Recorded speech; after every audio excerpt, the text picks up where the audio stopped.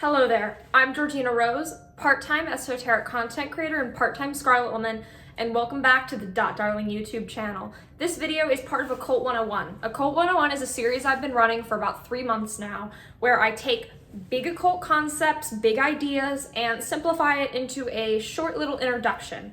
So you can have the basics to jump off into deeper research and go, hey, maybe this is a topic I want to involve in my practice, hey, maybe it's not, and kind of give you that beginning of your journey so you can have a good start.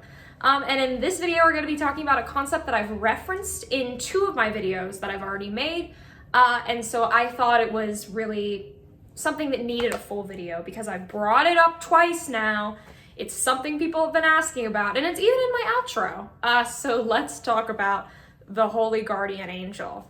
The Holy Guardian Angel is a concept that people really associate with Thelema, and specifically a group called the AA. The Holy Guardian Angel, which the term comes from the book of Abramelin, which I made a full video on Abramelin, explaining the Abramelin procedure, the book of Abramelin, and his mystical beliefs a while ago, so I'll link that in the description for a little bit of context, especially since that's going to come up again in this video. And then with how Aleister Crowley really emphasized it in his systems and said that it was one of sort of the main goals of an occultist and a magician, that knowledge and conversation, or as people in the blogosphere of occultism have cheekily titled it KNC with the HGA, is critical. And I've even seen people say it is the great work itself. It's not just integral to the great work, it is the great work. And that KNC with the HGA is the one way to find your true will, and all these very big claims. But regardless, Thelema does not own this concept. This concept exists in a lot of religions. The book Holy Daimon by Frater goes into a ton of religions that are not Thelemic. It explores Zoroastrianism, it explores Greek concepts about where the daemon emerges and how this isn't really a Thelemic conception or a conception straight out of Abramelin, but something that's existed and exists in many cultures. So what is it? Essentially, the HGA is a spirit that is supposed to guide you. It's supposed to show you what you need to know. However, it separates itself from sort of this new age spirit guide conception because the HGA is integrally tied to you from the beginning of your life to your death. It is completely attached to you, and it's not a servant like a familiar. Like the HGA isn't like something you're going to conjure up and be like, get me a job right now. But rather a spirit that's supposed to guide you and help you in your workings in a very different way than you would say a familiar would. Another comparison that comes up a lot when we talk about the HGA is this idea of the higher self. The higher self is a really loose idea. I see it a lot in New Age spaces, and it's very loosely defined. And the HGA is not the same as the higher self. The HGA is truly tied to the divine, to the source.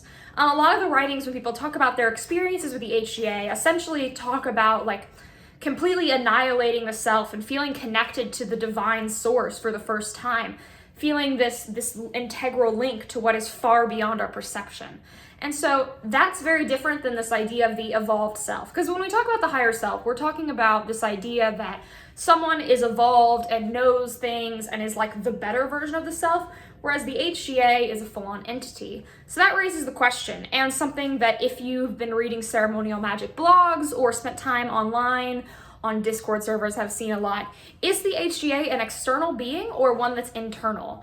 Is the HGA just essentially in a Jungian concept, how we have the Jungian shadow, the opposite of the shadow, the super conscious of sorts?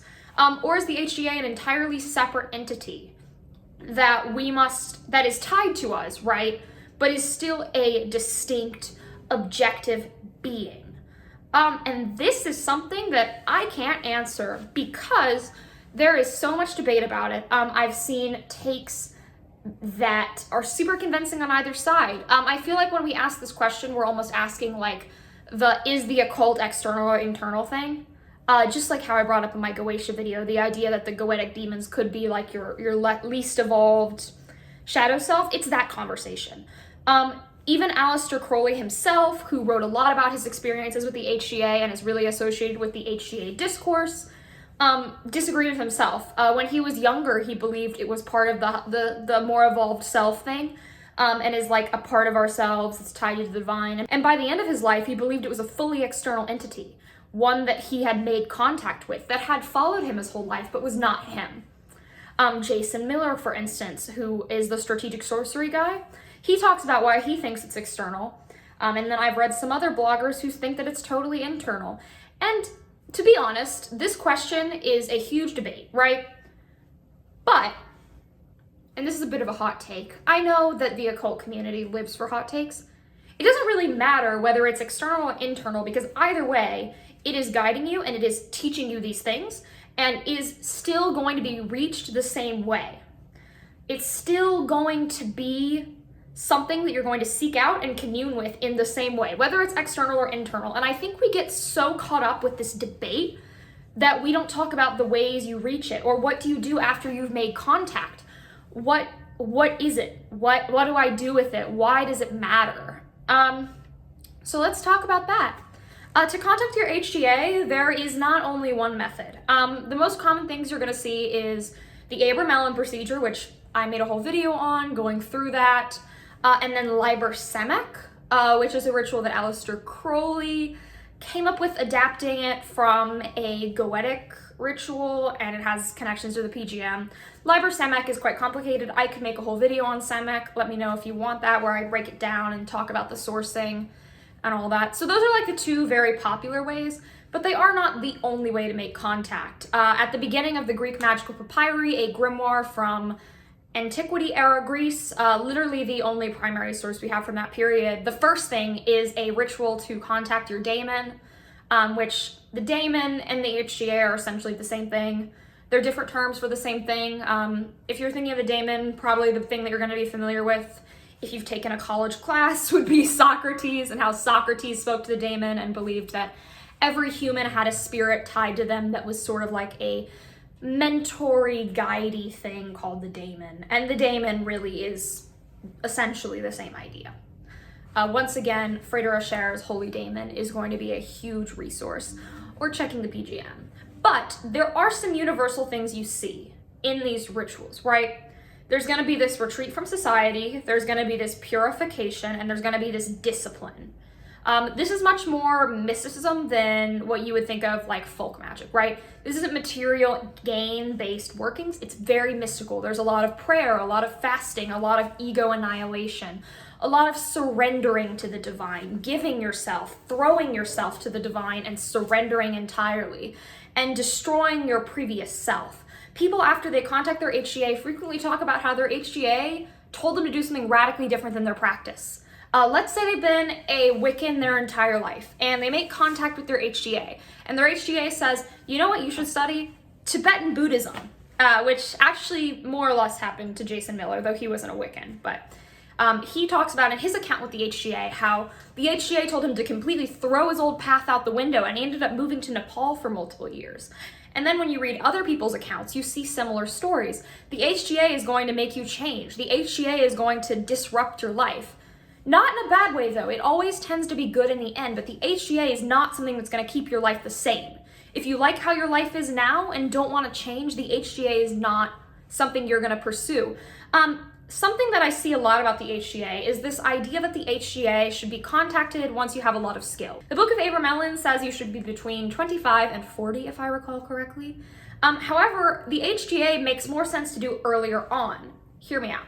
The HGA does require some previous techniques. Like before Crowley did the Abramelin, he was in the Golden Dawn for numerous years and learned techniques like banishing, invoking, correspondences, Kabbalah, etc., etc., etc.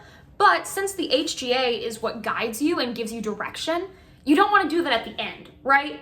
Like you don't want to have a super established practice, be practicing for 15 years and then go, now I'm going to seek out my guiding spirit. That doesn't really make sense. All these HGA rituals are exhaustive and take a lot of work, but they're not necessarily hard. They're not things that you can't do. They just take a lot of effort and a lot of energy put into them. But what is the point of spending 30 years practicing and then seeking out your HGA if your HGA is the one that's guiding you? That doesn't make sense. So it's best to seek out the HGA once you have your fundamentals down and you've been practicing for a couple years, and then seek it out and then see what it does for your practice. Because you're gonna need these fundamentals if you undergo any of these rituals like the Abramelin or Samekh, but you're not gonna wanna be so deep into your practice that it is so established. Furthermore, another reason why you're gonna wanna do it earlier on in your path is if you're someone who's really into Thelema and the AA style stuff, you reach a point called Crossing the Abyss, which is my next Patreon exclusive video that's coming out December 1st. And during that, you're supposed to relinquish contact with your HGA. Meaning that before you do that, you have to have contact with your HGA. That's a prerequisite. HGA contact can be done in a variety of ways. As I mentioned earlier, it's going to be a lot about retreating from society, fasting, praying, meditating, and a lot of these things that you see in classical mysticism. While you don't have to follow like Liber, Samekh, or Abramelin per se, or the PGM thing per se, you're going to want to study these first and understand their mechanisms and think about how you can practically apply it to your life and how you can do something similar. There are people who have achieved knowledge and conversation through other means, and this can work, but it is harder and it is going to take more thought. You can't do it through everything. I think when I say you don't have to do these two ways, that means that you can do everything. That's not what I'm saying at all. You still need to follow these general steps and these general notions. You can't make a spell jar to meet your HGA. I know new practitioners, y'all have a kink for spell jars. Y'all love them, you want to put everything in a jar, it's your thing. You can't do that here, okay? You're gonna need to think about mysticism. You're gonna need to think about devotion, diligence, prayer, fasting, meditation, etc., etc., etc., and really follow those type of procedures. In terms of advice, my general advice would be to do this earlier on if you can. Not super, super late, but not super early either. Wait until you're ready. Know that this is gonna take a variety of months. There is no perfect time scale. I know the Abramelin ritual has a 18-month time consideration, but like any sort of spiritual development, it's hard to rigidly time that. Some people have done the Abramelin and done the final rituals and been like, I still don't really feel like I've made contact. And that's okay, because these things are not finite. Do you think like God is sitting there with like a watch? Probably not. I'm gonna say no. So just give it the time that you think it needs. Take your time, and if it doesn't work, try again. Keep devoting yourself, keep with that diligence. Mysticism is all about work, diligence, and keeping going. So it's gonna take you a while. It's gonna be hard. It's gonna kind of suck. Afterwards, most of these rituals suggest a rest period. Abramelin, I think, only suggests like a week, which I don't think is enough. But afterwards, take some self-care. Don't rush it. If you think your life is not in a place where you can possibly throw it off course like this will, like if your HGA tells you to completely change practices, like that's something you need to consider. Like, am I ready to have my life thrown off? Like, let's say you're married and you have kids and your life is really stable. It may not be the best time in the world to go through with this type of stuff. But in the end, if you feel called to it, do it. It's something that like every single experience I've read where people have contacted their HGA have been positive. They felt that this has enriched their practice and helped them grow as a person. Nobody regrets this. And there's a reason why mystics have so strongly emphasized it and why this concept under many different names exists in so many cultures and why there are so many rituals for this exact intention. It's something that really changes people's lives. It's an earth-shattering experience. It's something that will change you forever. It's so valuable. The practical considerations will come through. It'll work for you. And it's just something that's diligence. This isn't skill. This isn't being the greatest mystic to have ever lived. It's just devotion. It's just giving yourself to the divine and letting that take power and following the steps. You just need to follow the steps. That's it. It's not about perfection. It's not about being the greatest, smartest, most well-read practitioner in the world. That's not it. It's about that work and that love and that willingness to leave your ego at the door. Leave your fancy titles at the door. Leave your status at the door and surrender to the divine and to the source. This is not the place for ego. This is not the place for flexing about your follower count. This is when you can go into a solemn silence and find your true self, your true will, and who you're meant to be. Best of luck with this. If you want to find me on other platforms, I'm under .darling on Instagram, Twitter, TikTok, Patreon, and if you liked this video, you're gonna really want to watch my Crossing the Abyss video coming out later this month for my patrons, as well as my Yuletide ritual guide, as well as this necklace. If you can see it, I have a discount code for the shop. They're called WINTERWOLF Jewelry. They're talismanic totems. Click the link in my description box if you want a discount and to support me, because I do make a little bit when you use this code. Yeah. And I also host the podcast Occultism with a Side of Salt on Spotify and YouTube. So, like, comment, subscribe, and if you're subscribed for 93 days, you'll meet your holy guardian angel, and you don't need to do all that meditation crap. No, just subscribe. All right, have a lovely evening.